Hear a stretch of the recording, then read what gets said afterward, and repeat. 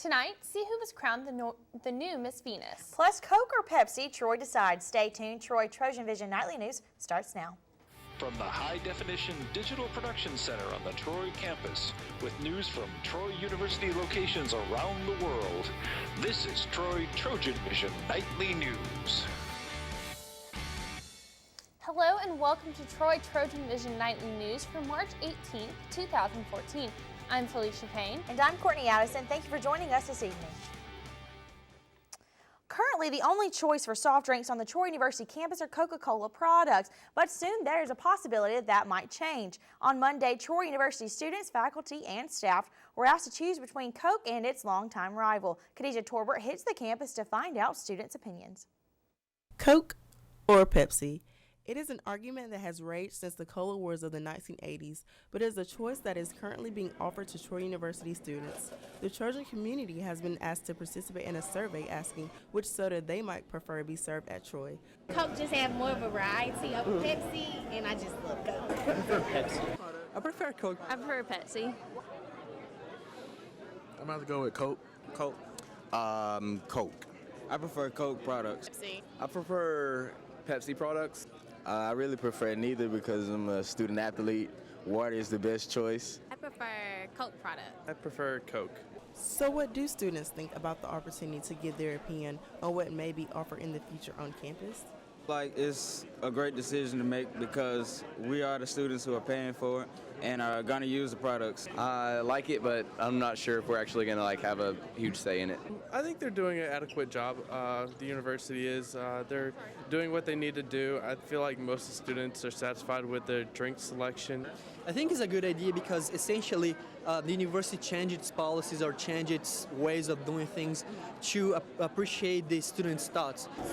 I value that. I think that is great that they're asking us what we like since we're the ones that have to drink it. I think it's really good to get the students involved and get their opinion out because with it, the students actually buy that stuff. So if you have something that nobody else likes, then nobody's going to buy it. I feel like it's a good idea. And I think Coke might win. Well, it depends on their decisions, what they like and what they don't like. And I'm glad our university's given us our choices for what we like. So whether the future of Troy is Coke or Pepsi, at least it seems Troy students are happy about the chance to have their say. Khadijah Torbert, Troy TrojanVision News. The Coke-Pepsi survey will end on March 28th.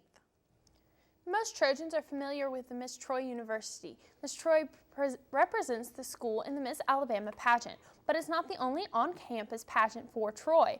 As Jamarlo Phillips shows us, the spring traditionally welcomes another queen to campus.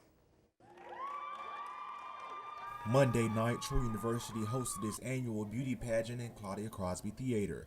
As students filled the seats in Claudia Crosby, 24 young ladies took the stage, all in hopes of becoming the next Miss Venus. We've got 24 girls that are about to take the stage, and they're all so excited. They're absolutely gorgeous, and their dresses are to die for, and they're competing for Miss Venus. Unlike the Miss Troy University pageant with a talent and swimsuit competition, interviews, and on-stage questions, the Miss Venus pageant gives participants the chance to have fun and to show their best dress. The difference with Miss Venus is that it's just a fun pageant.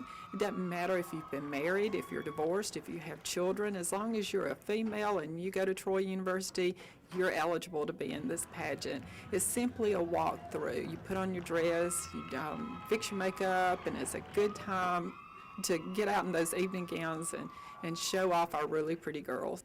Jamarlo Phillips, Troy TrojanVision News. And the winner of the Miss Venus 2014 was Chelsea Johnson. Troy University is home to a number of on-campus organizations that meet a variety of student needs. That's right, and over the next few weeks, we will spotlight some of these student organizations. Today, How You Might takes a look at Troy's International Student Cultural Organization, better known as ISCO. The Troy University ISCO was holding their re-election Thursday, March 6th. ISCO, as the International Student Culture Organization, is a great place for international students to make friends. Every semester, they will hold all kinds of different activities to introduce different culture of different countries to all the ISKCO members. I'm coming from Turkmenistan. As an active member of ISKCO, I wanted to say that it's a wonderful feeling to be ISKCO member. Being here and meeting people from diverse countries is very wonderful. Due to the rule of ISKCO, the term of service for each president is 1 year. And for the former president Nyari Chanakira, the ISKCO is full of joy and fun. ISKCO has just been a joy. I don't know anything that has really impacted my life here at Troy as much as ISKCO has. The two president candidates, Malika and Cesar, had sufficiently showed their confidence. Finally, Cesar Jakagwi was elected to be the new president of ISKCO, and all ISKCO members are looking forward to their New Year's journal. As the former president of ISKCO, Nyari also showed her expectation to the new president. What am I looking forward to the next president? I hope the next president can just carry forth the legacy that ISKCO has. And our legacy, I believe, is first unity, diversity, and friendship. Hao Yu Ma, Troy, TrojanVision. Keep watching throughout the month of March for more of our Organization Spotlight series. Now taking a look at news from around the state. In Montgomery, state representatives will give their input on education spending for the next fiscal year, including whether teachers and school employees will get a pay raise. The House of Representatives debates the proposed Education Trust Fund budget this afternoon. And in Seal, authorities are investigating a vehicle crash that claimed the life of a 16-year-old Russell County High School student. The Russell County coroner says the teenager's vehicle and a pickup truck collided on US 431 in the Seal area yesterday morning. And in Hazel Green, authorities say a dog that was dragged on the pavement while chained to the back of a pickup truck is recovering at an animal hospital. Callers to the Madison County Sheriff's Office over the weekend reported seeing a dog being dragged down the road. And still to come on TrojanVision Nightly News, the baseball team will be back in action tonight with a matchup against Jacksonville State to begin a 5-game homestand. Mitchell Spoon will give us a game preview when he joins us in sports. Now Mitchell Spoon joins us with sports. So Mitchell, last week was spring break. Students who didn't really get to see a lot of the sports action that happened last week, there's still plenty of opportunities for them to catch some baseball this week, correct? That's right. The baseball team has a full load on their plate, beginning with the home game tonight against Jacksonville State. Want to get more into that right now in sports. The Troy baseball team has a loaded plate this week as they begin a 5-game homestand tonight when the matchup against longtime rival Jacksonville State. Troy enters the game with a 10-8 record overall, and for the Trojans, they are led by redshirt junior David Hall with a .365 batting average, while junior Trevin Hall is right behind him with a .342 average. As a team, the Trojans have a batting average of .249 with a 2.84 ERA.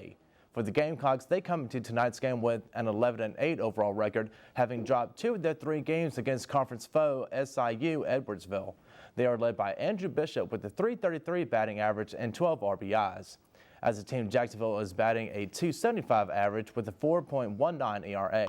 Head coach Bobby Pierce said that the rivalry isn't as important as improving his team's offense. It'll be a very, very competitive game for us, as they always are. And, you know, the competitiveness of the game or the rivalry or whatever it is kind of second to me right now. It's more about us figuring out how to take this offense to another level and score runs more consistently throughout each game that we play. So that's our big challenge, and that's what we'll continue to work at and try to improve on. Troy has faced Jacksonville State more times than any other opponent in program history. Tonight's game marks the 134th meeting between the two schools, with Troy holding an 81-52 advantage, including a 43-23 record at Riddle Pace Field. Freshman Jesse Nelson will get the start on the mound, with the first pitch set for 6 o'clock. And over the weekend, the men's golf team completed their play at the Seminole Intercollegiate and came away tied for 5th place with a total score of 873. They tied with Mississippi State and were just 1 stroke away from tying for 4th with North Carolina. For the Trojans, they were led by freshman Jared Betcher, who tied for 12th after matching par. Juniors Jake Tucker and Tova Dozier tied for 16th with total scores of 2 over par, while freshman Clay Vanoy tied for 36th with an 8 over par, and junior Philip Brennan tied for 40th with a score of 9 over par. The Trojans have a 2-week break before resuming play in the Old Waverly Collegiate Championship at West Point, Mississippi. And the men's and women's rodeo teams competed in the Southern Arkansas Rodeo this past weekend, but didn't finish well. The women finished tied for last with a total score of 50. The men's team placed tied for 7th with a total score of 110. Junior Nelson Wyatt picked up all of Troy's points with the second place finish in steer wrestling. For the women, sophomore Morgan Sellers and senior Lainey Culligan picked up points in goat tying. Sellers scored 5 points, placing her in 5th place, while Morgan scored 10 points in the first round. The Trojans will be back in action in April when they participate in the Northwest Mississippi Community College Rodeo. And the men's tennis team will continue their 4-game homestand with the second match coming up against Bradley University on Wednesday at the Lunsford Tennis Complex. The Trojans are coming off of a 6-1 victory over Xavier, Louisiana on Saturday. Bradley is coming off of a 4-3 loss to Toledo at the Shadow Valley Tennis Club. The Trojans come into the matchup with a 3-11 record, but are 2-0 at home, having surrendered only 1 point in 2 games. Bradley comes to Troy with a 3-9 record and are 0-7 away from home. First set is scheduled for 2 p.m. So, Courtney, Felicia, hopefully lots of Trojans fans will come out tonight to watch the baseball team. It'll be good to get that 5-game homestand started off with the win. Absolutely, and getting into the big springtime, the weather is definitely warming up, so hopefully everyone will get out and use this week to support the baseball team, and best of luck to everyone. Thank you. Thanks, Mitchell.